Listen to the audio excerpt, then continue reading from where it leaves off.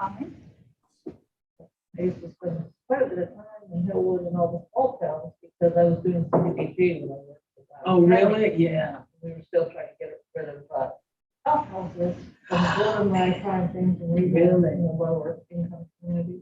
Now there's another town in Maryland that follow the Hillsborough model. I'm like, All right. well, we'll talk. Chair Snyder, we are live on YouTube. Thank you very much. Well, good morning, everyone, and thanks for participating in our Transportation Technology Committee meeting of the Northern Virginia Transportation. I wonder if the folks in the room could identify themselves, please. Hi, Mr. Patel. I'm with Virginia Department of Transportation. I'm Dick White with Compass Transportation Technology. Monica Backman, Nvta. Cindy Mester, Deputy City Manager for City of Falls Church. Mackenzie Love, Nvta. For those attending virtually, please identify yourselves. Jeanette Rischel, member of the TTC. Sean Schweitzer, FCDOT. Mike Garcia, FCDOT. Mike Mullenhour, the Virginia Tech Transportation Institute. Keith Jasper, Nvta. Anyone else? Okay, we may be joined by others as we go along. My name is Dave Snyder, City of Falls Church City Council, and chair of this group. So I want to take a minute to thank everyone. This is a group that's already, thanks to Nvta's leadership, starting with Monica and Keith and Mackenzie, has already produced a significant volume of new material regarding the application of technology and what standards and goals we should set for ourselves. And we're continuing that initiative with the meeting this morning, as well as meetings that we'll set up in the future. It's particularly appropriate that we do this. We're looking at a new long-term plan for Northern Virginia. The Transportation Planning Board is looking at various long-term planning efforts as well.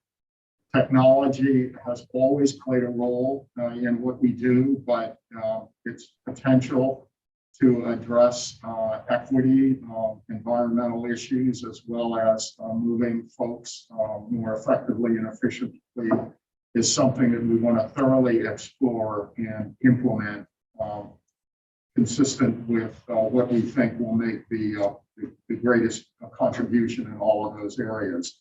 So I want to thank everyone for applying their expertise. You've been part of a very important mission so far, and something that we fully intend to carry forward into the future. So the first action item is a summary notes of the April 21st, 2021 meeting.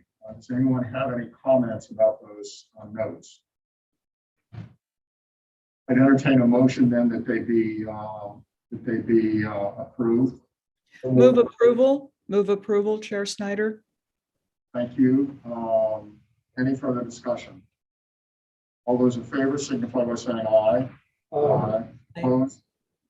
Thank you. The minutes have been approved. Now we move on to, they've been referred to as discussion and information items, but they're actually in their own way action items as well. Things that we have done, things that are in place, and things that we will look at doing in the future. So in any event, I wanted to first recognize Cindy Mester of the City of Falls Church and Mike Mullenhour with VTTI to discuss a very interesting demonstration project. Mike, I think, is on by phone because of technology issues. We're all familiar with technology issues. So Mike got the nod this morning to have technology issues among our group. So Mike, thanks a lot for being the one that's got the technology issues this morning. And thanks very much for your participation. So we'll turn it over to you and Cindy. Good morning, everyone. We're really excited to be here. I'm going to just do a quick intro kickoff, and then Mike is going to walk us through the slides. He is joining us from Blacksburg, So we thought it would be easier instead of splitting the slides, just to have Mike do it. And then we are excited for discussion and questions and answers. So we had been working with Monica and Mackenzie to present on this project, a learning lab, as we're calling it. But we thought the last meeting was a little too soon, but we are in a good place because we're, as you'll hear in the presentation, about to finalize and execute the agreement with VDOT for this funding. So from the last General Assembly session, in coordination with Senator Stanislaw and then the Senate Finance Committee, all the way through the budget, we were very fortunate to be awarded a $10 million demonstration grant. It is a partnership formally with the City of Falls Church and BTPI. So the fiscal agent, the lead on everything you'll see will be Virginia Tech, but we're very excited about this partnership. And during that whole process for advocating for funding, we of course reached out to Nvta because we do see this as a very important regional partnership. And of course it aligned very well with the work of this committee and the strategic planning. So we're very excited that we have this resource. It's been a little challenging because we've been trying to develop the structure for this through COVID, but then again, technology is important, both when it works and when it gives us glitches. So we've been continuing to move this forward since the funding was approved. So we do envision an opportunity to have a good governance structure to execute this project, but also work very closely with stakeholders. The stakeholders are very diverse, but as you'll see with the location of this project, is at the western end of the City of Falls Church. It's adjacent to Fairfax County. So we're blending both city roads and VDOT roads. It's adjacent, connects to the West Falls Church Metro, 66. So there's all sorts of good transportation pieces, and we hope to be able to move the needle to do more multimodal and innovative technology related to transportation, environment, congestion mitigation, and air quality and so forth. So there's a lot of cool components to this Mike's going to walk us through. And ultimately, because we're partnering with BTPI, the idea is, of course, to do research with it and learn from it. So it's our learning lab, our test lab, as well as benefiting those of us that are on the ground dealing with transportation related issues now. So with that introduction, it's my pleasure to pass the baton to Mike. It's been great working with him and getting to know BTPI. It's been a good partnership. So thank you, Mike, for joining us. Alabat, as Mr. Snyder indicated, with some technology this morning. Yeah, thank you very much. Normally I would be on camera, but I think you all benefit today from the fact that my laptop camera is no longer working. So I think we'll just let the slides tell the story here, and I'll do the narration. So let me introduce myself. I'm Mike Mollenhauer. I direct the Division of Technology Implementation at the Virginia Tech Transportation Institute. Next slide, please. I'm going to cover a little bit of ground describing who we are for those who may not, next slide, who may not be as familiar. So, we're at one of 7 research institutes at Virginia Tech that focuses in on conducting research with external sponsored partners. And we have a very focused interest on transportation and smart communities types of applications. And so we've been working on both nationally as well as significantly up in the Northern Virginia region. I'll talk a little bit about that here moving forward over the last decade. The Institute itself has been around for 26 years now and been fairly successful in its ability to deliver high quality and impactful research. Next slide. As I mentioned, we're one of the top 3 transportation institutes globally. There's a number of different ways that you can measure that, but we measure it through the amount of research funding that is expended through our organization and the impact that we have on the programs that we address. We are the largest group of driving safety researchers worldwide that are collected to address common problems. And that is largely our focus. So some focus on mobility, some focus on other aspects of the transportation equation, but safety is one of our number 1 focuses. Historically, we've been pioneers when it comes to doing our work. So we develop new ways to do the research as well as conducting the high quality research. We have a technique we call naturalistic driving, which is where we put, with volunteers who sign up for our program, we put cameras and sensors within their vehicle and let them drive their vehicles just day to day on their normal commutes. From that, we've harvested that data and been able to identify what leads to crash causation, what leads to near misses, and the types of countermeasures that might be applied to be able to resolve those issues. Almost any OEM vehicle that you see rolling off the production floor these days, VTTI has had some component of either design, evaluation, or post production monitoring to be able to understand how these transportation solutions are affecting the general public that uses them. At any given time, we have maybe over 300 active projects and 100 sponsors, which is a lot of work, but we very much appreciate their sponsorship, and we try to address the very specific needs of each of our stakeholders. I think, that pre-pandemic, we were a little over 500 employees. Like many organizations, we have shrunk a little bit. The nature of our work has changed temporarily, moving away from a lot more interactive, hands-on type of work, and moving into things that we could support without having to be face-to-face all the time. We are, however, seeing significant hiring going on in our organization, and the type of work is again picking up, and we're finding ways to do the work safely, even if we have to be face-to-face. Overall, we're about 12 to 15% of Virginia Tech's entire sponsored research program. So again, a lot of good work being done there. And we have an infrastructure, both in our facilities, but also what has been deployed in Northern Virginia and other areas, worth a little over $150 million. Next slide, please.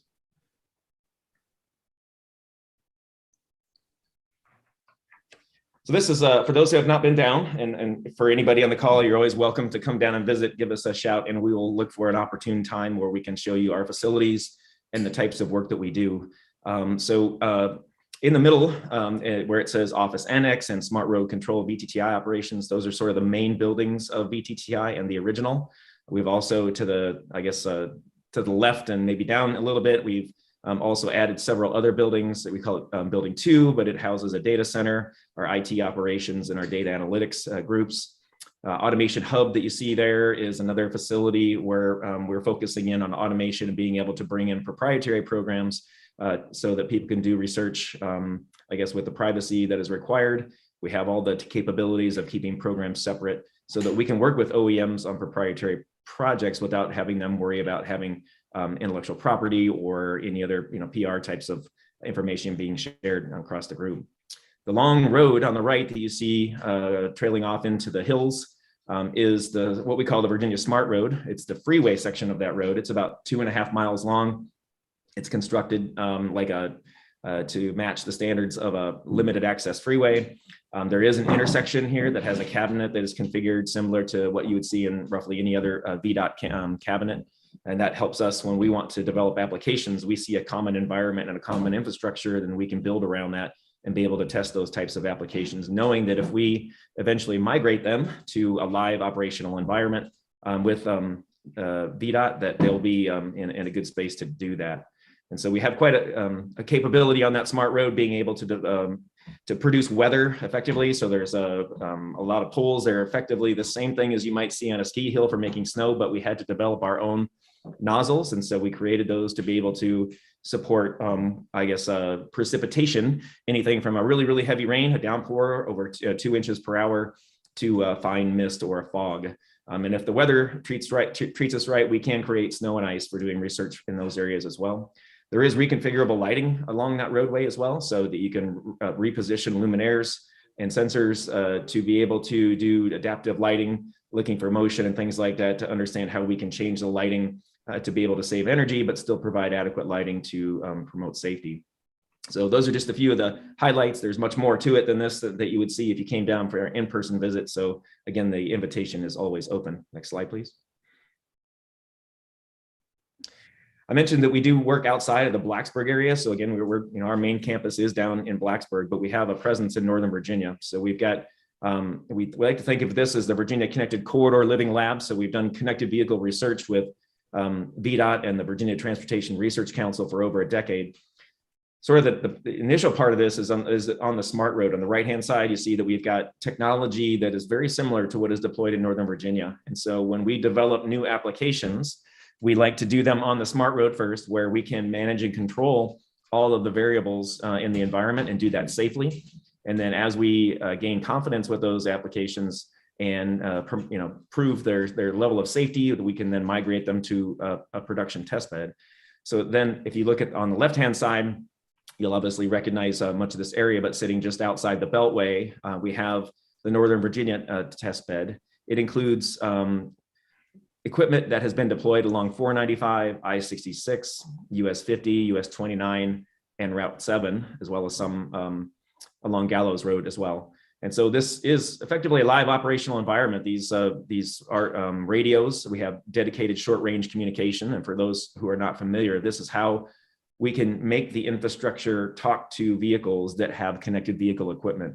And the idea is that if you have this exchange of information, you can provide information, better information for drivers, or in the future automated vehicles, so they can more safely navigate the environment. As of late, we have about a total of a little over 50 of these units deployed. 38 of them are in a flavor of this communication protocol called dedicated short-range communication. And 11 of them are in a newer protocol called cellular V2X, which is sort of the first step towards 5G implementation. And so this is a test bed, right? So we're often swapping out one technology for another, or one protocol or one application for another to test its performance. 30 of these units are interfaced to VDOT's intersections. They're largely arterial, high volume intersections. And so we are, through a custom protocol with all the adequate security in place, receiving information from the intersection controller, turning that data into a connected vehicle message that can be received by cars that are driving by, or others who have applications that might benefit from that information. And largely that's the signal phasing and timing data. So what the status of the lights are and when they're next going to change. And that data can be very useful for improving safety for both vehicles, but also pedestrians that are in the area. Next slide, please.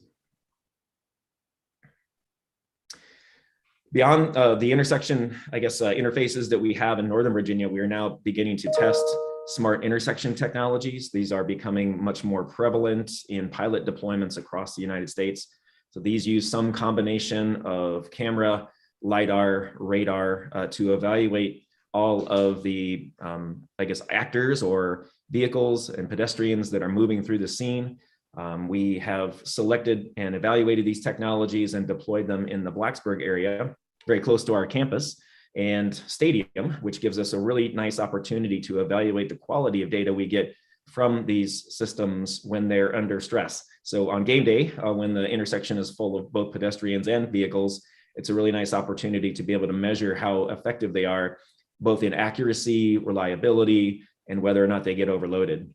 This particular system uses what's called edge processing. So all those sensors feed into a processor that's located at the intersection, and they're turned into data points before they're ever transferred out of the intersection area. The live video never leaves the intersection. So that's kind of a nice thing from a privacy perspective that people always have concerns about, but also gives us the ability to not have to transfer as much data to and from that intersection to be able to get the same info.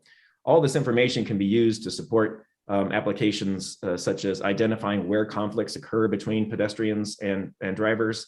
It can help with things like holding the light status if a pedestrian is in the middle of a crosswalk. It can do things like coordinating lights to make sure that drivers spend less time sitting and idling or stopping unnecessarily at intersections. And so step one for us is really to understand the quality of the data that we get, and then we'll look at understanding which applications might benefit, and then we'll make recommendations to the Virginia DOT moving forward for future deployment. Next slide, please. Just other types of infrastructure related application that we get involved with. We have Dr. Ron Gibbons on our team, who's one of the world's foremost experts on smart and adaptive lighting.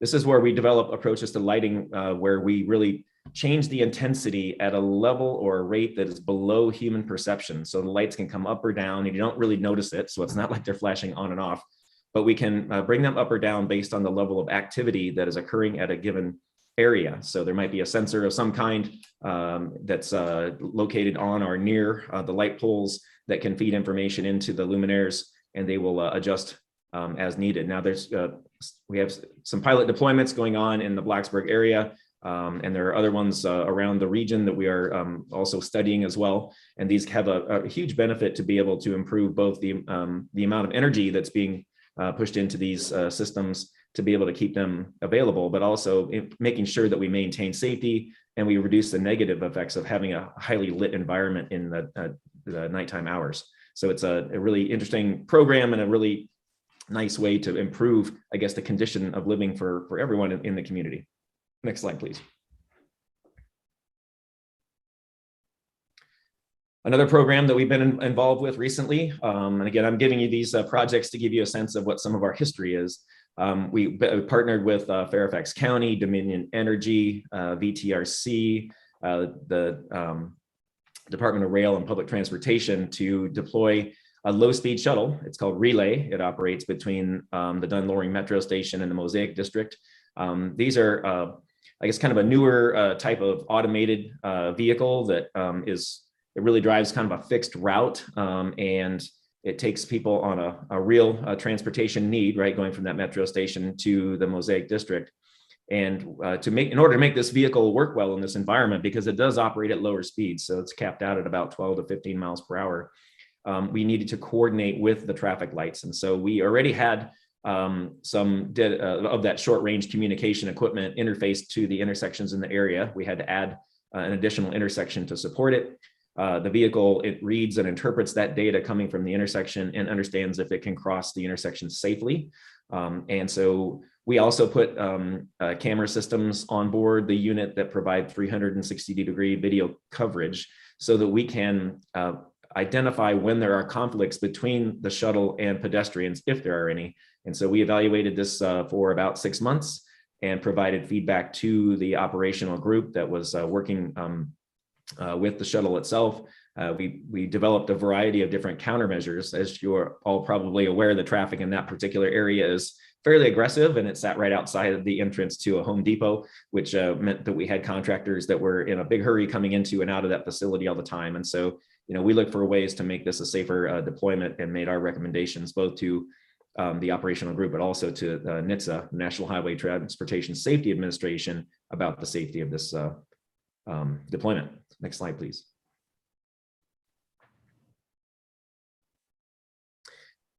We're not just necessarily focused on vehicular traffic on the roads, traditional cars and trucks. We also have supported e-scooter research. So that I ran a program that collaborated with Spin, who deploys these on-demand scooters. Ford and ourselves, we co-funded it with a University Transportation Center grant from the federal government. And really, it was about deploying scooters on our campus for a period of a year.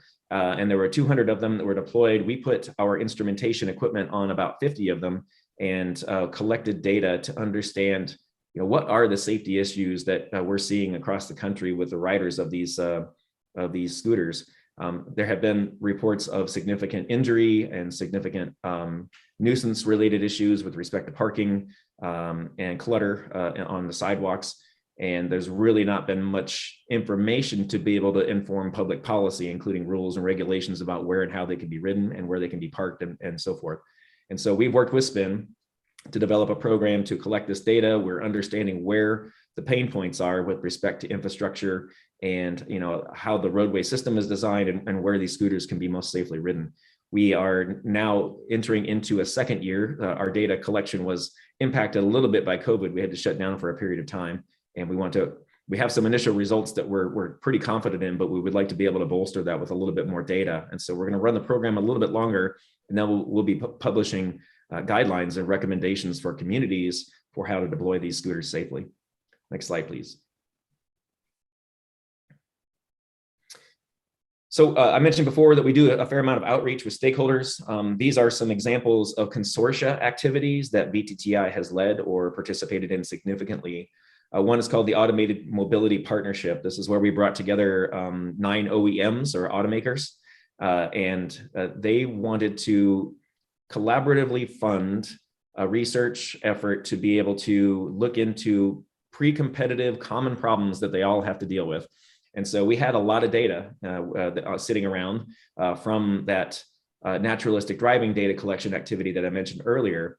So we processed that data and we have made it available to the Automated Mobility Partnership, and we are leading a member-directed research program to look into common issues and then give answers that everyone can benefit from. And I believe that the reason that they're happy with this, because many of them are fierce competitors, but they're happy with this because they understand that these are problems that have to be solved commonly before anyone can deploy. And there are things like, how do we navigate, very unusual types of intersections, like a 5 or 6 leg roundabout? How do we interact with public safety, folks like fire, EMS, and tow operations or safety service patrol on the street? So we've been leading the charge on that. We're in our 3rd year of that activity right now. And that program, I believe, is very stable and gaining momentum. So I think we have some happy partners in that group. We have an automated truck mounted attenuator. This was a small consortium that we put together to develop a TMA truck that was automated, that can be used in live work zone operations to be able to get the driver out of the seat. For those who don't know what a truck mounted attenuator is, it's one of the crash cushion vehicles that follows mobile and dynamic work zones. And it's really meant to be effectively a rolling roadblock to keep, passenger car drivers or truck drivers from running into the folks that are doing the work in the work zones. They get hit fairly often, particularly in Northern Virginia, because they're in unusual places and people don't expect them to be there. And so if we can automate that vehicle and get the driver out of the seat, well, that's a really big win. And so we're now about to begin our 2nd phase of development with that vehicle, and we look forward to migrating it to testing on public roads here in the near future. I've already talked about the e-scooter research at Virginia Tech. We're leading a wide variety of stakeholders as we've gone through the process of doing that deployment. We've got what's called the National Surface Transportation Center of Excellence. We brought together partners from a variety of different ecosystem areas, right, in terms of transportation safety. So federal regulators, National Safety Council, Virginia DOT, we have OEMs, we have insurance providers. They're all folks that have an interest in safety, but coming to it from a different perspective. And they help, effectively, they're contributing funding, and that's a member-directed research program as well. And I also had already mentioned the relay safety monitoring at the bottom with the AV vehicle up in Fairfax County. Next slide, please. All right, so enough about VTTI. Let's move on to talking about the program at hand. And so we're calling it the Falls Church Smart Cities Living Laboratory project. And so, we're attempting to come in and work with the city of Falls Church to lead a group of stakeholders through this process. And as Cindy mentioned earlier, there was a $10 million allocation of funding. Some of that money is allocated to support road construction in the area, but the rest of it is about selecting, evaluating, and deploying applications that can help improve mobility and livability of the area. And we have a number of different public sector partners. Of course, Virginia Tech is right there in the area with their Northern Virginia campus building. City of Falls Church, Fairfax County, WMATA, and VDOT all have a very significant interest in the goings on of the deployment of technology in this area. Next slide, please.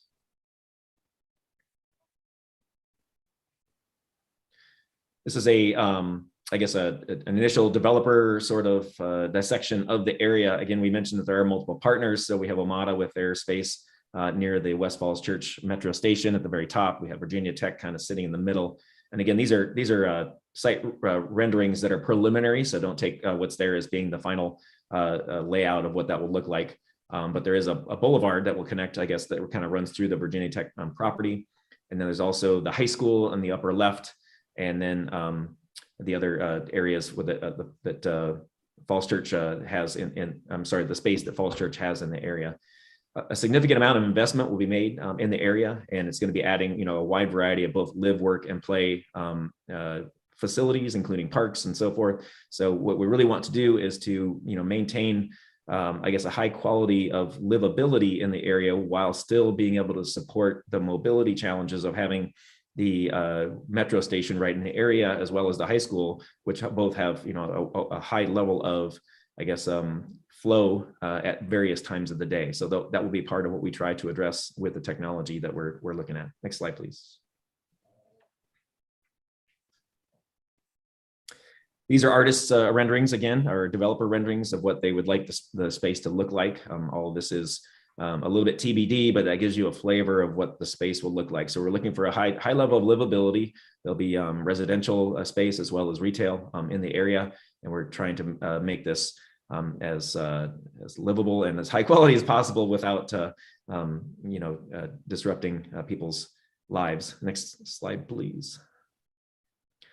Okay, so when we have an activity like this and we have, you know, an amount of funding to spend to do development, sometimes we race immediately to the technical solutions that could be deployed. But I think what really works and what we've learned from a number of different activities that have attempted and failed in the past, when you have smart city strategies and smart city activities going on, it's really about the people in the community and not just the technology. And what makes them smart is not that we pick an off the shelf technology and we deploy it in the region.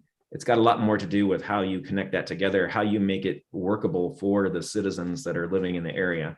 And so when we think about that, we think that there are going to be technologies that are deployed, but they need to, you know, feed some level of data into a common system so that we can glean more than just what might be produced from the individual silos of applications. So if we bring these things together, there is opportunity for innovation to do more than just what the original application was intended to do.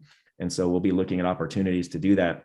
It's also about providing insight to the city about operations and how they can make things run more efficiently, and maybe even expose when there are other areas where we need to do more technical development that we hadn't even considered before. So thinking this through, it's really about making better decisions ultimately for the people that live in the area. Next slide, please. Okay, so with the original, I guess, documentation that was provided for the grant, there were a number of different applications that were originally considered. And so one of those is a smart cities data exchange. As I mentioned before, there needs to be a bit of a centralized system that will receive the data that can I guess provide the proper data governance and policy to make sure that that's used appropriately.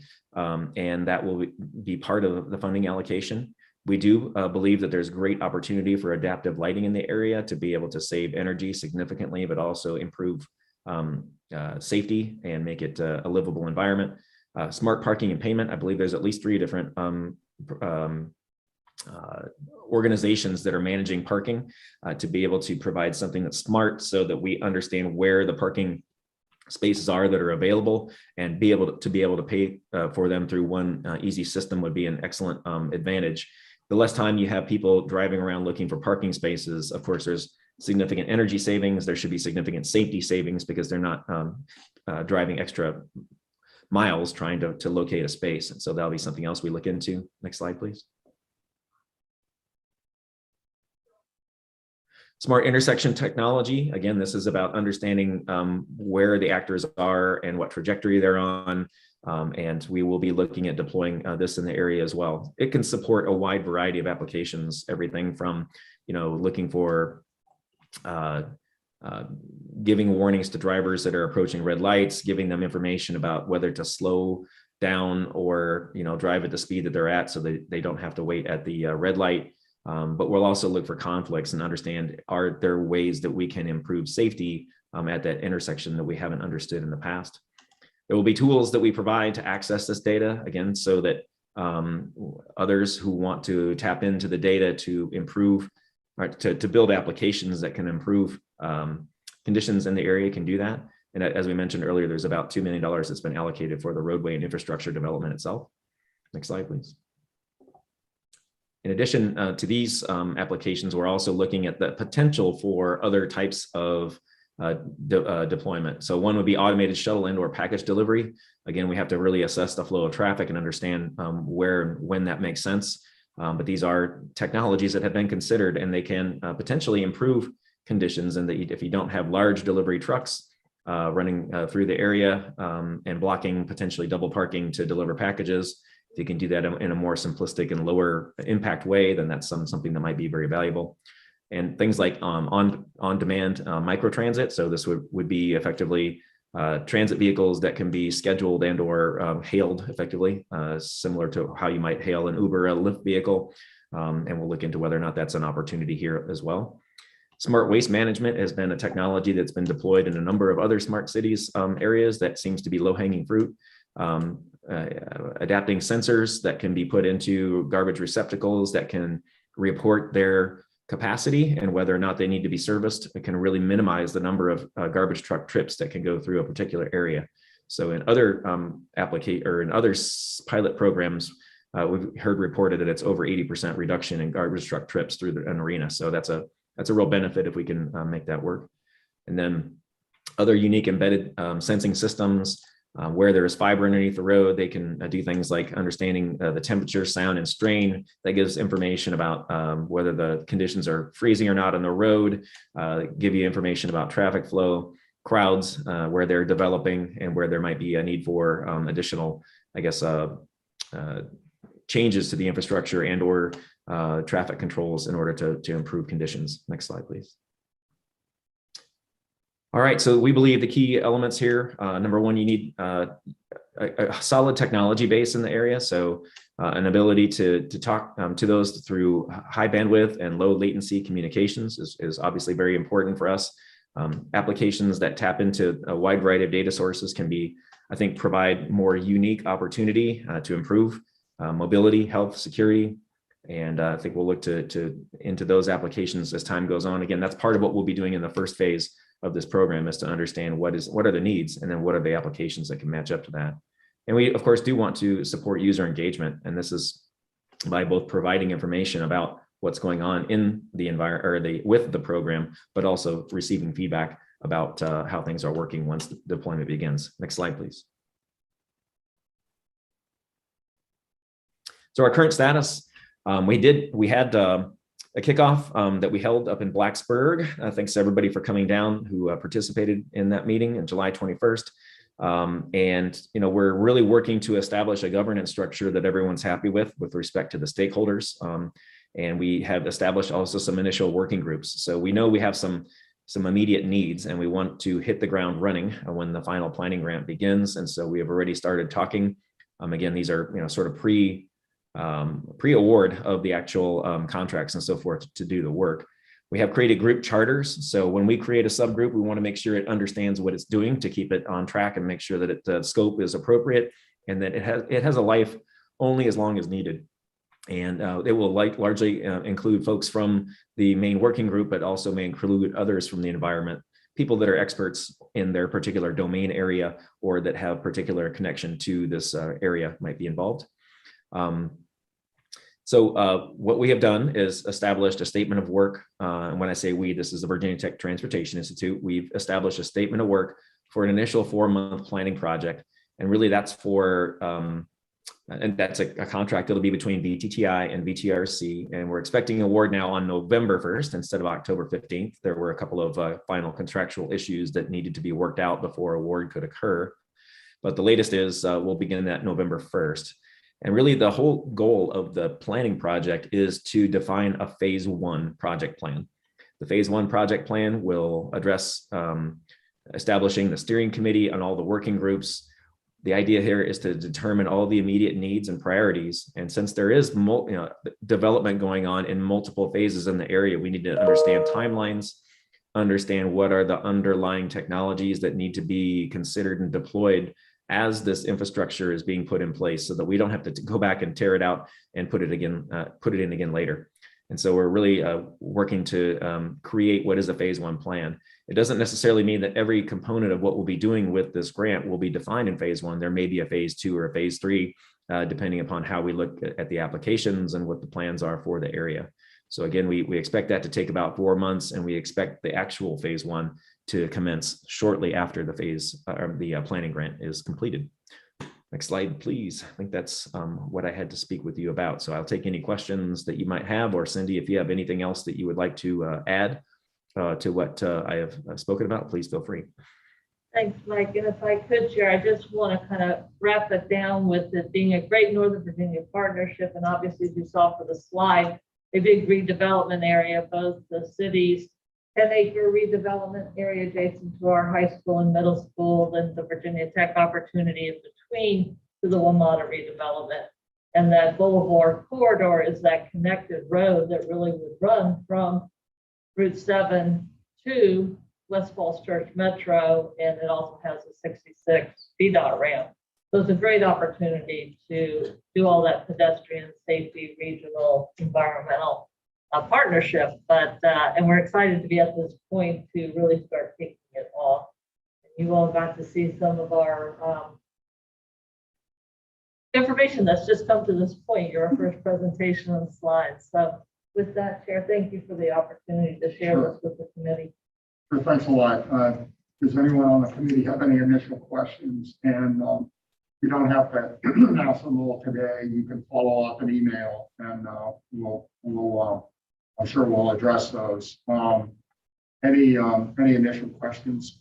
I've got one sort of general question, maybe off topic a little bit. I work with this company called Robotic Research, based in Maryland. Among other things, they're the national leader in automating buses. They have 3 projects in process around the country, including the first fully autonomous bus that will be in the revenue operation. We're starting work with Montgomery County right now on automating buses in bus yards, which will increase capacity and reduce costs.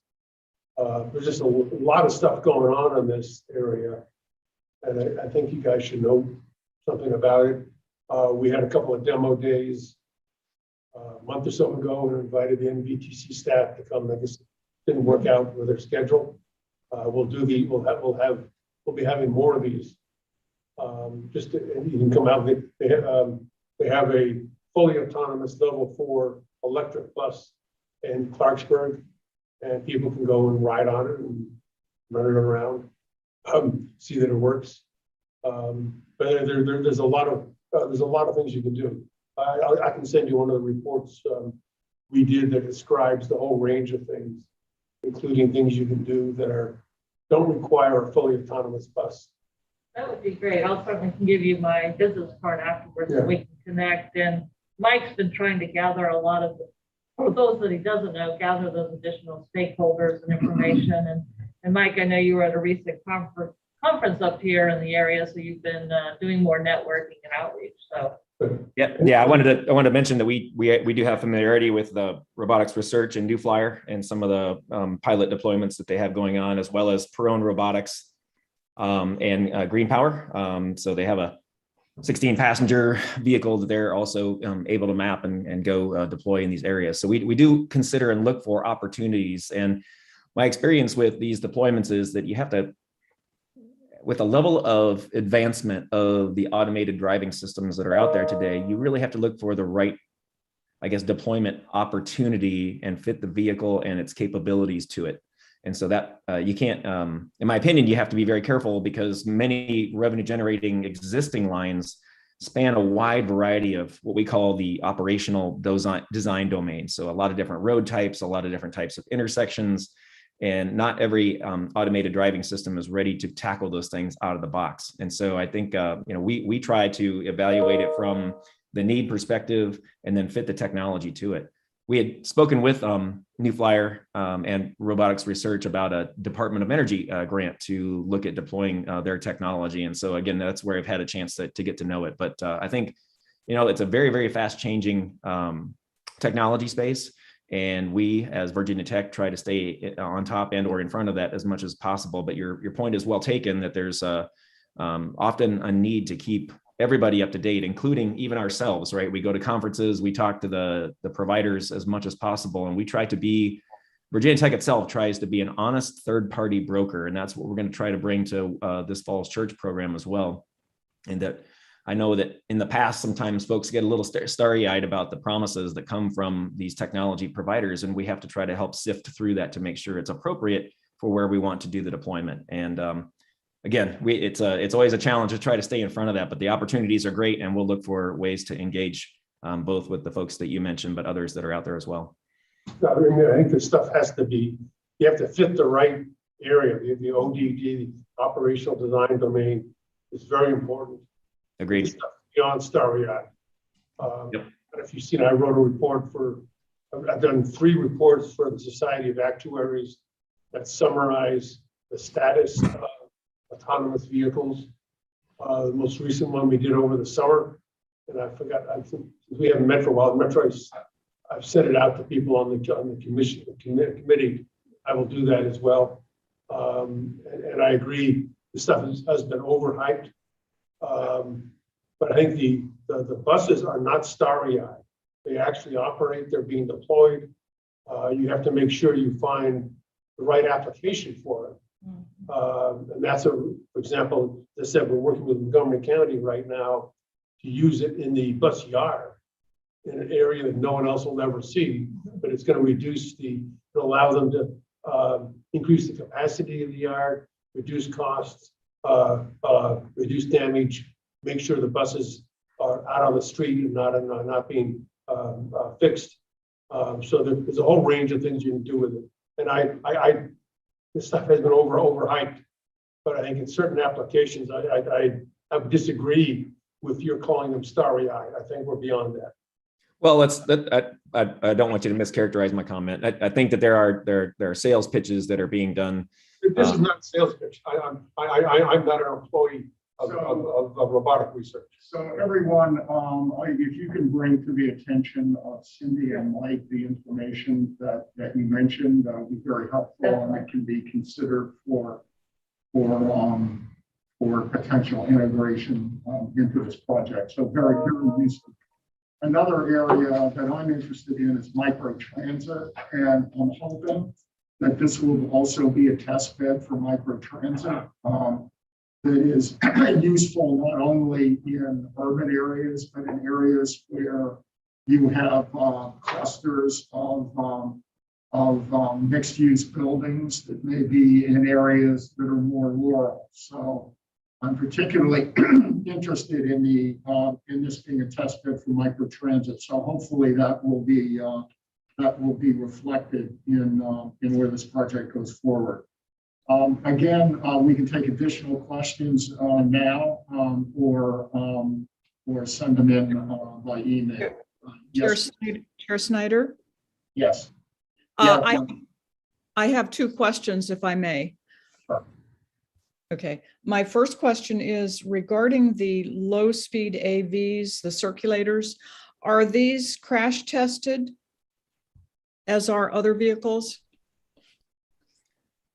I'll comment on the relay activity in Fairfax, Virginia. That vehicle is not crash tested. It operates under an exception that is, I guess, assessed and evaluated and granted by the Federal NHTSA, National Highway Transportation Safety Administration. And it has additional reporting requirements and monitoring requirements that go along with that. And so they approve the route that it operates on, as well as the operational conditions around that. And the reporting requirement is monthly, as well as there's a more immediate safety monitoring requirements. And they do require also a safety operator to be on board. But that's the way that's managed by the, I guess, the regulatory agencies to date. Was there any specific reason that they were granted an exception? Well, in these cases, they wanted to apply for and try the technology on this route. They were granted the exception because NHTSA, I'm assuming NHTSA, after evaluating the route and the potential risks and the risk mitigation strategies around it, felt that it was an adequate way to address those needs. Okay. There are several hundred these low-speed shuttles that are deployed around the U.S., probably more than 1,000 around the world. I assume NHTSA looks at the vehicle and they go, maximum speed is 12, 15 miles an hour. I'm assuming the speed characteristics of why these things have been approved pretty widely. Mm-hmm. It's also the speed of the traffic in the environment. So it has to be a roadway that's 25 miles per hour or less.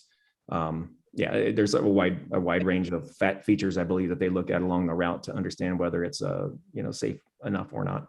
Okay, thank you. Excuse me?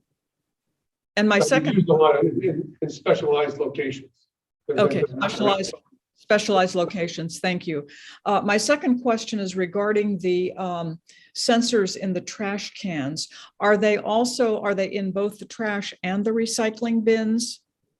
It depends upon the service provider. There are some that have, we've done a little bit investigating into these applications. There are some that have both. And so there are some that have automated separation capabilities. So they try to automate separating both the trash from the recyclables.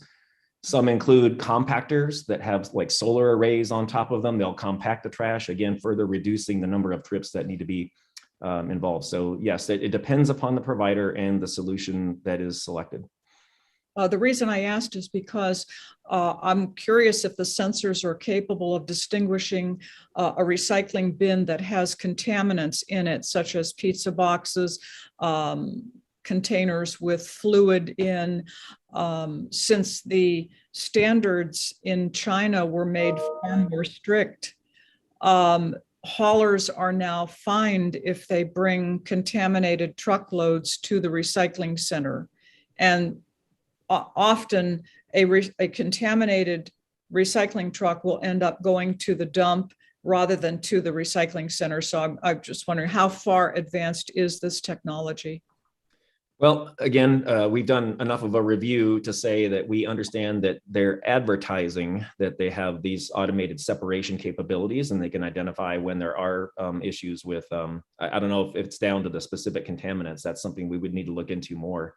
But I think, it comes down to the proof is in the pudding. Again, you need to move past what is advertised and then look at what the reality is of it. So we would, in a case like this, we would probably, if we had narrowed it down to several providers that we felt were the right ones for the region, we could potentially have them do demonstrations and or show us through other deployments. We could look at what they're capable of, and we would have them verify that with field deployment rather than advertisement. Thank you. Mm-hmm. Thank you, Snyder. Line joined us and put a question in the chat function. Let's see if there's a quick answer to that, and then let's put further discussion of this on a future agenda to make sure that we're all providing input and hopefully we'll gain the maximum amount of regional benefit from this particular project. So, Jenna, maybe ask a question that I'll ask Mike and Cindy to respond to it quickly, and then again, we'll put this project on a future agenda for more discussion as it evolves. Sure. So I put my question in the chat, but just very quickly, first to thank you, Mike, for all of this great research and information. It's really interesting to bring it all together and learn what's happening out there. But my question has to do with just the timing of your scooter study. This is something that our members, AARP, express a lot of concern for us that scooters get parked in the wrong places and pose tripping hazards. And I know where I live in Arlington County, the regulation forbids that scooter users park them on private property, but outside of our main business districts, our sidewalks are only 4 feet wide, which is the space needed to be preserved for ADA accessibility. And so there's not really a legal place to park these right now that is appropriate. So just very interested to know the timing of when your recommendations are going to come out. Yes, thank you for the question. I mean, our data collection wraps up in May of next year, and we intend to publish results though between now and then. So from our initial deployment, we do have some results to publish. They're largely safety related. We do have some information about the nuisance parking types of issues. Parking and changing behavior with respect to pickup and drop off is something that we're looking at more in this second phase. Safety was the big, was the big thing in the first one because our campus administration officials were concerned that we were going to, ultimately result in a high number of injuries and so forth on campus. But now that we understand that that really was not the case in our deployment, we're changing sort of our focus elsewhere. So I think we have 3 technical papers that are being submitted right now that will be published probably in the spring timeframe. We'll conclude our data collection in May and probably have other results, including the final report, I would say midsummer next summer. And it will address some solutions that SPIN has come up with for improving parking management. They have parking corrals that they're trying to get people to park in and give them incentives if they put them in corrals. So if you did have a space as part of your infrastructure, and I understand if your sidewalks are 4 feet wide and there's other furniture out there, there may not be room for that. But they're thinking, if there is a wide enough space, can they put a corral out similar to what you might see with the shared bike solutions that are in some of the communities now? They can provide an incentive. So they would give, a lower rate for the ride if you put it back in the right place. They can do fines as well. So they're looking at both the carrot and the stick. Provide fines if people are dropping them off in the wrong place. They've tried to use people taking photos of the scooter being in the right place and then using it as an incentive, but the human cost of evaluating all those photos regularly is very difficult to overcome. And so I think as a deployment team, we're looking for other types of solutions in our campus environment and trying to understand whether they will transfer to a community environment like yours. So I would say we don't have the silver bullet answer for you yet, but it is something that's on their radar that they care a lot about. Thank you. Thanks. Because the time is rapidly moving, let's end this particular item today. Recognize that we'll have it on a future agenda. And again, any questions or comments, please get them into Nvta staff, and we'll get them to Cindy and Mike. Next item on the agenda is an important item: transportation technology strategic plan update. Mackenzie or Keith? Chair Snyder, I'll take that one. Thank you. Hello, everybody. Today, I want to give you an update on the Transportation Technology Strategic Plan, or TTSP, as I will refer to it going forward. You can keep this brief, but again, we're happy to take any questions or feedback via email as well, and during our next session. First, here's a little bit of history about the TTSP. There's a full timeline on your screen that will also be on the materials posted online. But I want to highlight for you that the TTSP describes strategies for advancing beneficial uses of technology and how those can align with Nvta core values and the roles that Nvta can take in pursuing this. It also recognizes that this type of work cannot be done by Nvta alone, but rather is dependent on the strong coordination and partnerships that Nvta work is built on throughout the region, and that you're seeing in meetings like this one today. So today marks the first 6 months of implementation of the TTSP. And during that time, we've had several deliverables that have been under development. There's a brief overview on your screen. I will go through each of these in more detail on the subsequent slides. So I will move forward to that. The first deliverable to talk about is in addition to Nvta's legislative program. First, I want to give a brief background on what that is. Basically, every year, the Nvta develops a program to help communicate to the Virginia General Assembly what our priorities are and to advocate for things that Nvta supports with its objectives and core values. Right now, our program is being drafted by our legislative liaison and is under review by the Governance and Personnel Committee. The authority itself will have its first review of the program in November, and we anticipate action in December, so keep your eyes on the authority meeting packets for additional information.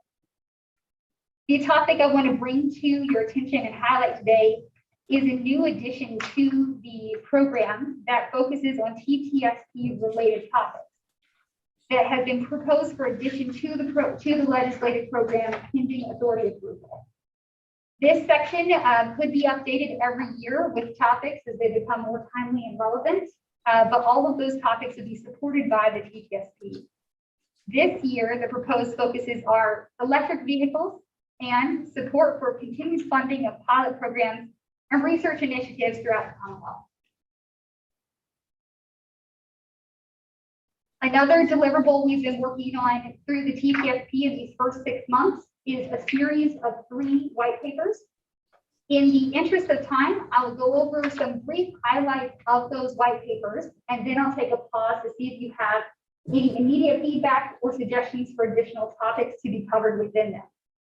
I also want to highlight that we will be sharing drafts of those white papers with you all as part of the larger review process after this meeting, although not tomorrow, but shortly after this meeting, to make sure that they're thoroughly vetted and reviewed.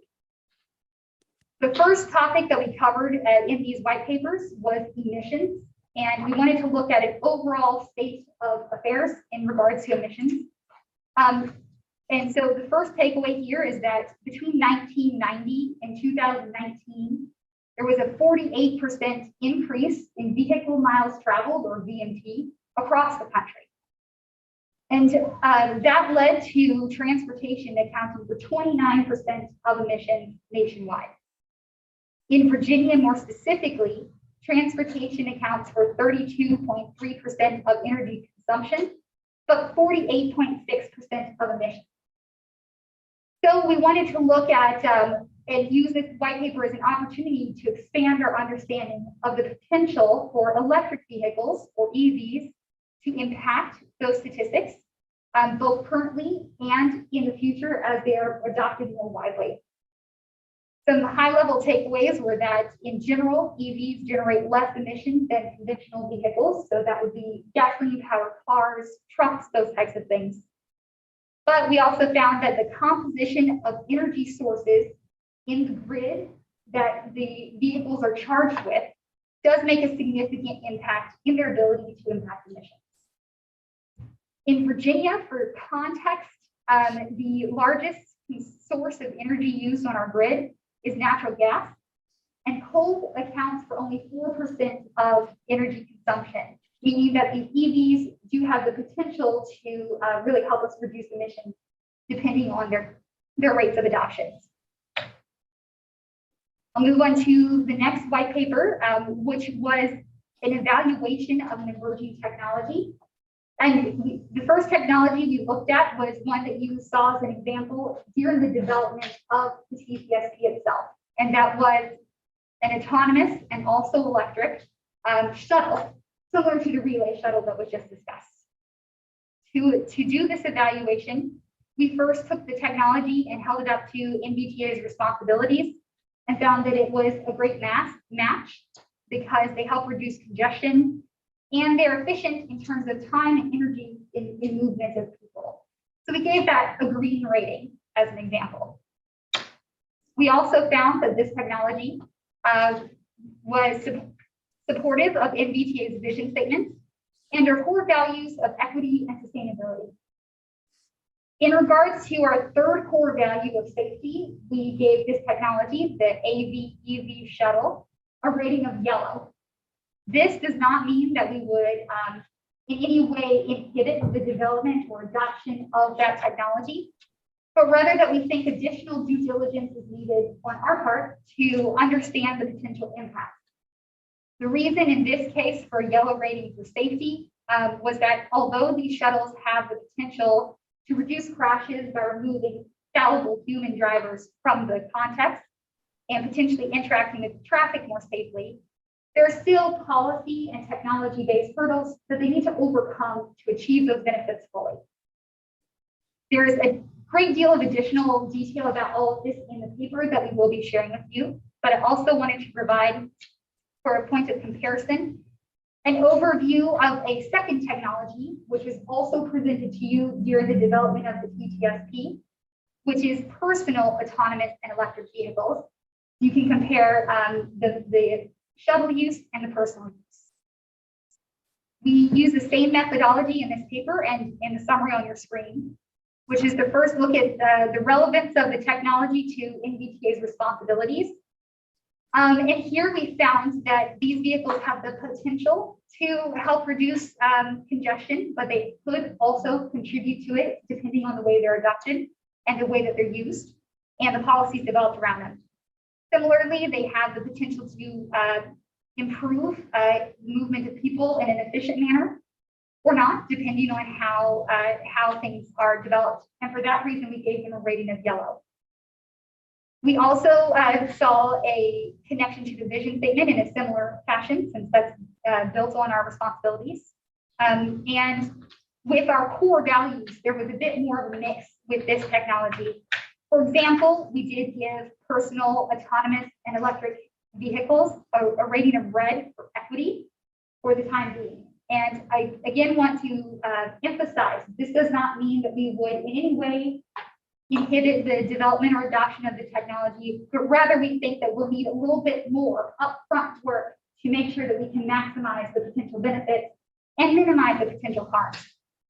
Some of those potential challenges for this technology could be that the convenience of using them would contribute to congestion for people taking longer commuting trips, etc.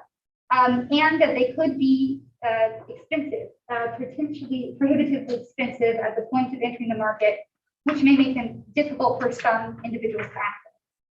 Again, all of these things could be addressed, but we just want to acknowledge with our red rating here that we think additional work will be needed to make that come to light. With that, I'd like to pause for just a minute to see if you have any initial feedback on these topics, any suggestions. Again, they are covered in great deal more detail in the written format, and we will be sharing those with you soon for full review, as well as other review points. Thanks a lot. Questions right now, and again, questions later on. Yes, Mark?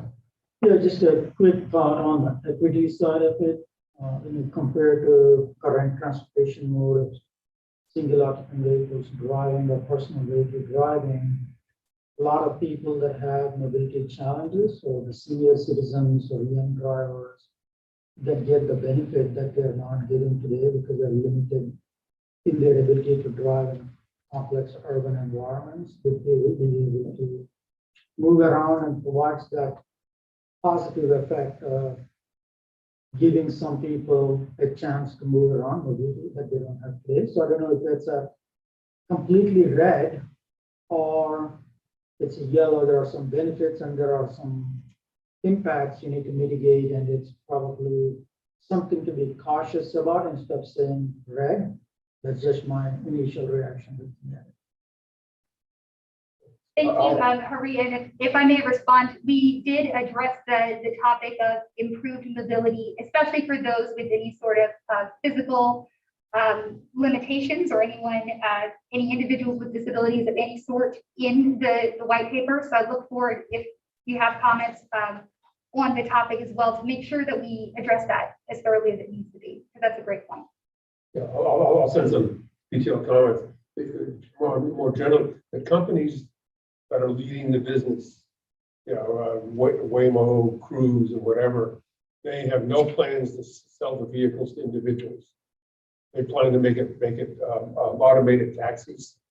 They can argue whether that'll happen or not, but that's automated taxis would show a very different set of scorecards than what you have there. That's a great point. Thank you. Are they covered under automated shuttles?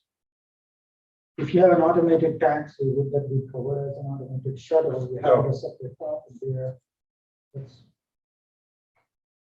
I would just say, and it's really something I'm going to raise on future efforts. I think this notion of microtransit and electric or automated taxis, to me, that they're so long haul buses are one thing, but the fact of the matter is that there are too many areas where if you're not good at riding a scooter and you're not good at biking and you're older, for example, and aren't good at either of those, you have to get in your car and drive, even though it may only be 8 or 9 blocks away, in order to go to the grocery store.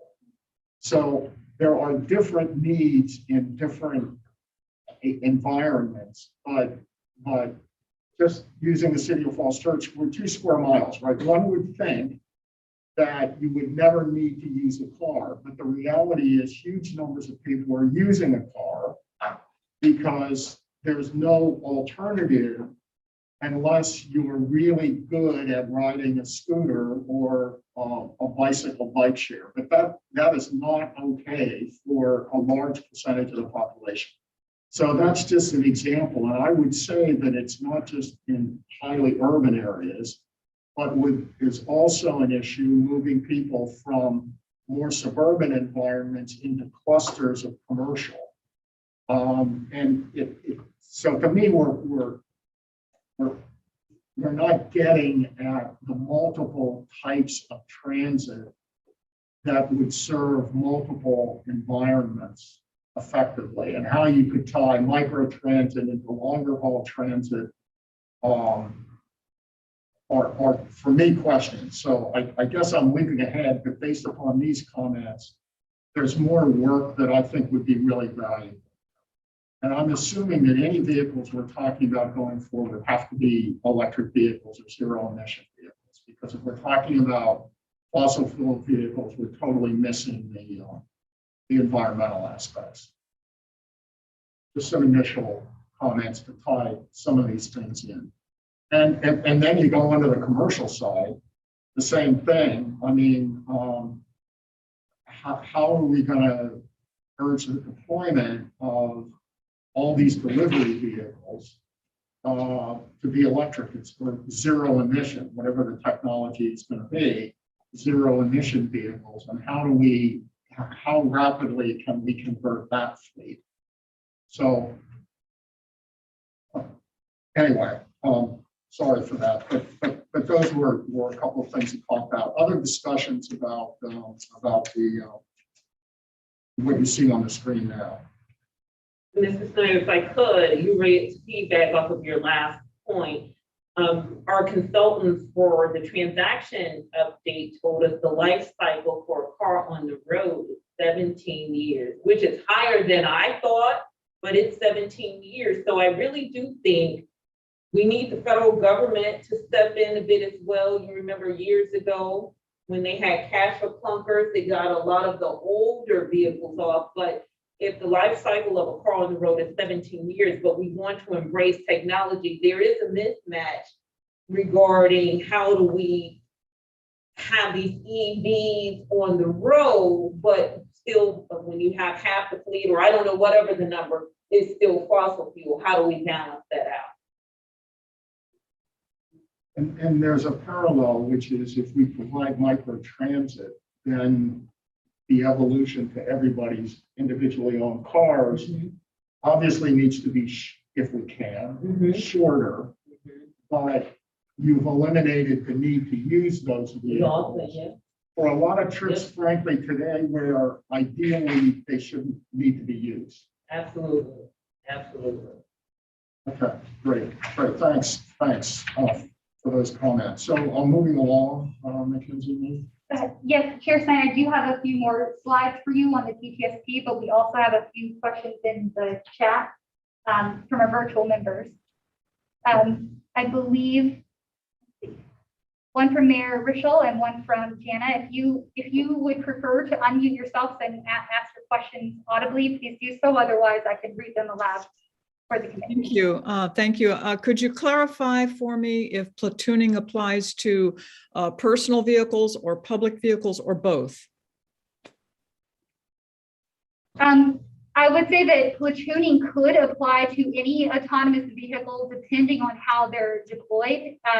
For example, if we arrive at a space in which the technology allows us to have multiple shuttles operating in a region, they could have the potential to platoon and achieve efficiency, but I'm not sure how often that use case would present itself. Perhaps, like you were saying, in the bus yards or staging those resources, but they could do it.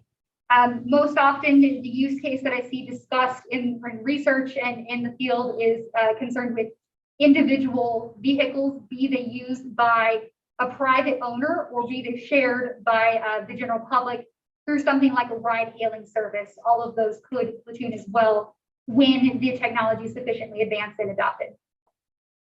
Thank you. Jana, do you have a question? I'm sorry, no, I was posting a question related to the last speaker. So just noticing that Mr. Mollenhauer is still online.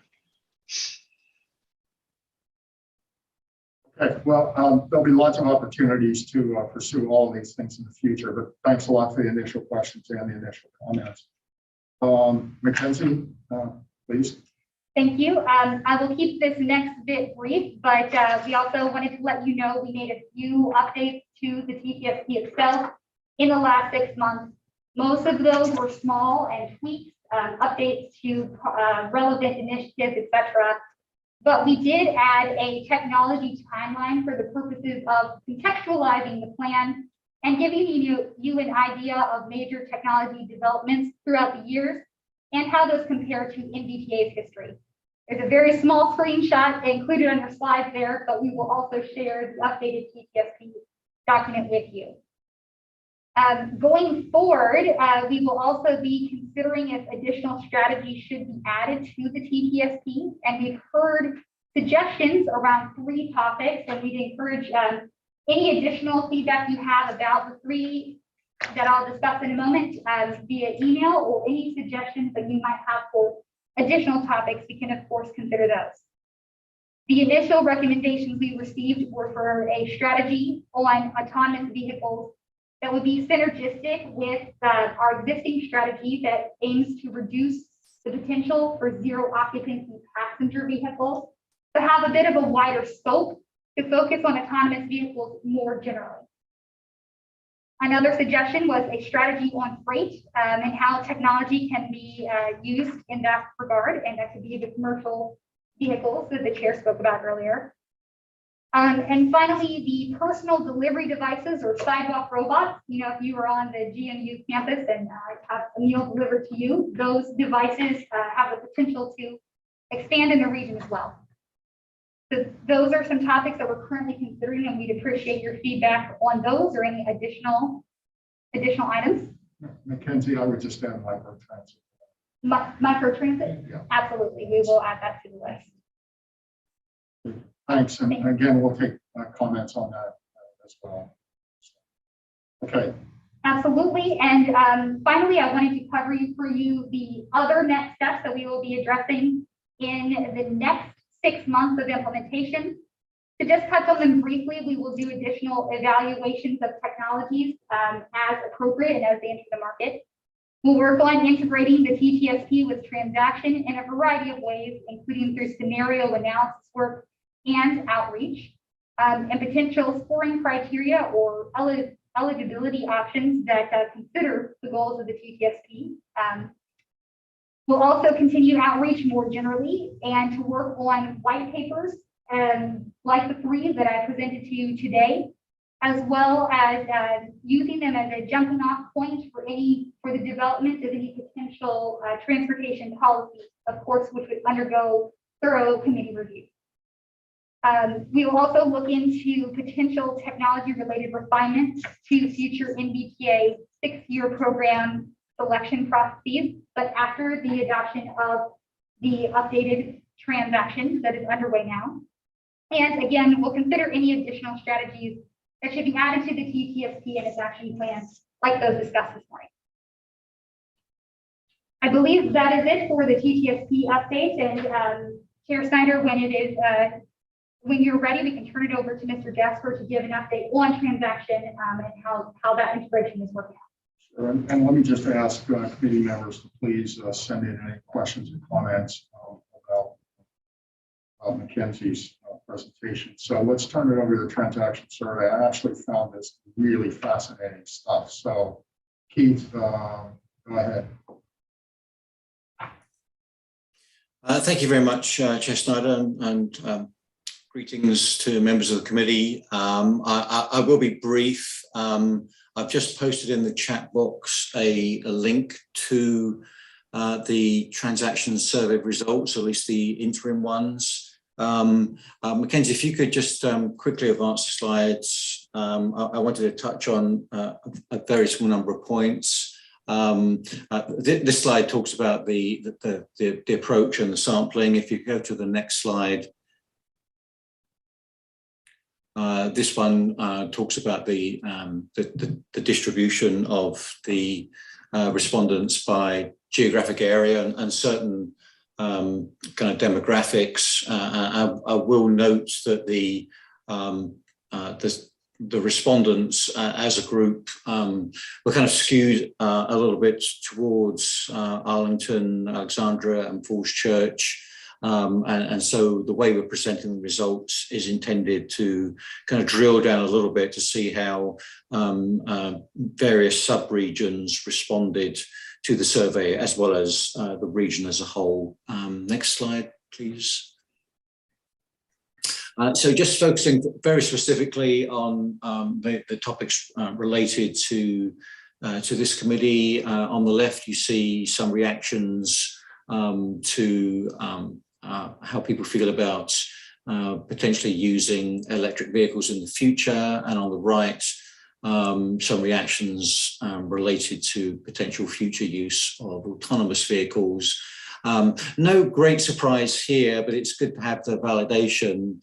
When it comes to electric vehicle use, some of the big factors that people are weighing up is going to be related to the cost of an electric vehicle versus an internal combustion engine vehicle, and also the EV infrastructure associated with the use of such vehicles. So these are what we expected, and these survey results bear that out, although we do see a number of other responses for electric vehicles. And for autonomous vehicles, I think it's fairly safe to say that safety is the factor that's driving people's willingness to accept the use of these vehicles in the future. Again, no great surprise there, but it's good to see these survey results validating that. If you go to the next slide. We had a part of the survey which gave the respondents the opportunity to allocate resources to different types of transportation solutions. And we showed these on 3 slides, reflecting the sub-regions I mentioned earlier. So on the left, the combined results from Arlington, Alexandria, and Falls Church. In the middle, the combined results from Fairfax County and the City of Fairfax. And on the right, the combined results of Loudoun, Prince William counties, Manassas, and Manassas Park. And so the distribution is different, which is interesting of itself. But in each case, the final column to the right of each slide is related to how people feel about technology, and for the most part, it's a lower factor among or at least a lower approach among those that were considered by the respondents. Although you do see for the outer jurisdictions that the on the right hand third, the most right hand bar on that slide is slightly higher than the 2 adjacent to it. It's not a lot higher than it is for the other sub-regions, but the relative differences are more noticeable with the outer jurisdictions with respect to the consideration of technology-based solutions going forwards. And I think that was all I had to cover. So one more slide, yeah. So as I say, the link to the survey results is in the chat box, and I'd be more than happy to take any questions offline on any aspect of the survey results, not just the technology related parts of that. Thank you. Happy to take any questions if there are any. Sure, thanks a lot, Keith. I wonder if you could show slide 27, which is in the supplemental slide. Because I think that it really lays out in very clear fashion differences in perception and differences in need by area. It's the one, looks like. Next one, yeah. That's it. Slides 27 and 28, I think, have critical data for us to understand as a region. The differences in desires based upon what you have and what you see the needs are. Keith, do you have some observations about that, or Mackenzie? I'm happy to respond to that. You're absolutely spot on, Chair Snyder, with your observations. So on slide 27, you see 3 groups of graphics which are way too small to read at this scale. But again, the left one represents the inner jurisdictions, Arlington, Alexandria, Falls Church. The middle, Fairfax County and the City of Fairfax, and the right represents the 4 out of jurisdictions. And what this slide is trying to show is that with the inner jurisdictions, you do see a very tall blue bar, which is talking about priorities related to more transit, walking, biking, etc. And that's a similar high bar in Fairfax and Fairfax County, but somewhat lower in the outer jurisdictions. And for the outer jurisdictions, the high bar is more to do with the priorities being reducing traffic congestion, and that's higher than we see in Fairfax County and Fairfax City, and higher again than we see in the inner jurisdiction. So I think what these slides, what these graphs are showing is that the region is not homogeneous. There are sub-regional variations in needs and priorities and preferred approaches, and that's as ever a challenge for us as staff and for authority members in decision making. But we felt it was very important that we did not obscure this pattern by just presenting the results at an aggregate regional level, since we know that the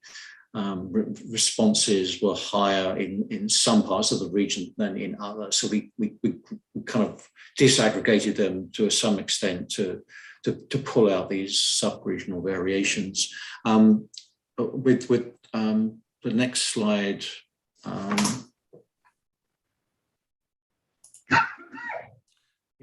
with this one, we're looking at priorities by the same geographic areas, and so this is where we're kind of distributing the investments, and so we see the inner jurisdictions allocated most resources to rail and bus, ahead of roadway in improvements in third place. And the outer jurisdictions, it was kind of somewhat flipped, with the priority being on more roadway construction improvement, followed by rail and bus. What I would say is that there was a strong desire in the outer jurisdictions to have more options. And so I think the emphasis on roadway improvements was because that was the primary choice for most people. But that is kind of is a position that coexists with, if there were more options, some would definitely like to try something other than driving. So for us at the multimodal level, looking across the region, we kind of need to be, I think, through transaction, looking at ways in which travel choices can be expanded.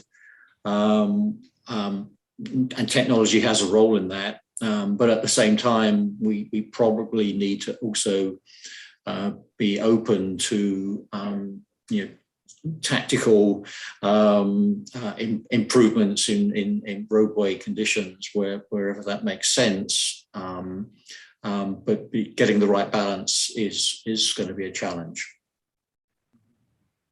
Okay, thanks. Chair Snyder. Really, yeah, Mayor. Thank you, Chair Snyder. On slide number 23, when you show survey results, travel characteristics, it says 21% will reduce transit use. It's the one with the pie chart. Yes, 21%. Was that broken down by mode? Because not all people don't view all modes of transit the same.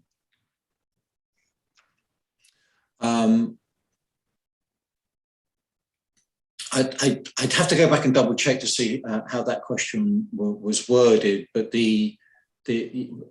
what this is indicating is that people asked about their post-pandemic expectations for travel compared to pre-pandemic, and so these were the kind of the headline kind of issues. But I think it's also fair to say that while 28% said they would reduce driving, there were others who who said they would increase driving. So, those kind of bullets that are listed there, don't tell the full picture. We really need to kind of get down into the data to kind of see the full picture behind this. So, I apologize if this summary is a little bit misleading in that regard, and we'll certainly take a look at that. I ask because although it's referring to post-pandemic, folks may also have safety on their mind, and I don't think that all the modes are recovering equally. If I'm not mistaken, bus, particularly the PRTC, which has a very high safety rating, a high level of confidence amongst users, that's recovering very well, but another mode might not be, if you know what I mean. No, that's a very fair point. And in fact, we're currently doing some research which we plan to share with the authority at your November meeting, which is specifically drilling down into the different market segments for different transit agencies to understand what's happening and why is it happening. So this is pretty interesting research, and again, it kind of is trying to get beyond the top level number, which is kind of an aggregated position, which may in some situations be obscuring different market segmentation trends that are occurring. So I mean, I think I don't want to be misquoted here, but I think a lot of the long distance type commuting, whether it be by rail or by bus, is pretty much tanked at the moment. Some of the more local travel behavior is improving faster, in some cases close to pre-pandemic, but it does vary by market segment and it does vary by transit agency. And there are other factors such as fare free as well, which are in play when it comes to ridership levels. So we're trying to make sense of all of that at the moment. We've done some research with the transit agencies. As I say, we do plan to share the research with you at your November meeting. Thank you. One other comment I have, going back to slides 27 and 28. The challenge is not just to take public perceptions as they are and respond to those perceptions, but to look behind the perceptions to determine what are the facts and what are the best ways using technology and other tools we have available to actually achieve our transportation objectives. For example, the Inside the Beltway comments about liking transit, walking, and biking. The fact of the matter is people are still using their cars more than should be the case if we were meeting their needs, for example, through microtransit. Second point I would make is the notion that reducing traffic congestion is best done through adding more lanes of highway or expanding the highways is also a perception that needs to be tested by fact, and a combination of policy tools and technology tools that will reduce congestion, but not necessarily with the singular reaction of adding more highway capacity, which simply brings about, which is simply, as history shows, induces more congestion, and you sort of repeat the cycle. And in the absence of zero emission vehicles, you're actually increasing your environmental challenges. So it's just to say that in both cases, inner and outer jurisdictions, I think our challenge is to be fact-based and to assist our public truly understand how we can work together to best address their transportation needs in the context of the three technology goals of equity, safety, and sustainability. easy to say, hard to do, but I see inconsistencies right across the line, and the public perceptions don't necessarily reflect the best approach to responding to the public's needs. And I think it's our job to show some leadership in this area, to gather the facts and present them to the public. Just some initial comments about that, but it is very interesting to see the survey results and to prove, I think, what most of us have thought.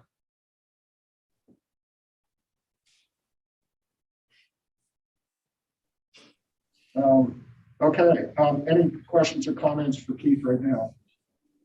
Okay, again, we have an open conduit of information exchange and questions and comments for the future.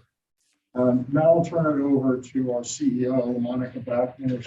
I'll just be brief. We are working through the FY 22 to 2027 6-year program. We received 27 applications totaling $1.3 billion. We don't have $1.3 billion, so we will keep you posted. Thank you, Mr. Chairman. Well, CEO, you have about 5 minutes to work on that out, so we're counting on you, all right? Well, if there's nothing else right now, I do think we need to set another meeting. I think perhaps sooner rather than later. I think we've got a lot to work on, and I'm interested in the expertise gathered in this group, and as to how we address some of the things we're talking about, and perhaps a status report on the smart cities proposal as well. And let me thank all the staff involved, Monica for the leadership, and Mackenzie and Keith for excellent presentations and work. You can tell from the questions and comments that there's a lot of interest in this. So thank you for moving it forward. Next meeting, TBD. Do you have a sense about roughly when? Are we going to try to do one before the end of the year? What's your sense? We should definitely try to get one more in before the end of the year. I don't know the dates that are most doable for everyone, so Mackenzie, I guess you'll send something out to ask about dates. Okay, any final questions or comments from the attendees? Okay, we are adjourned. Thank you, everyone. Thank you. Thank you.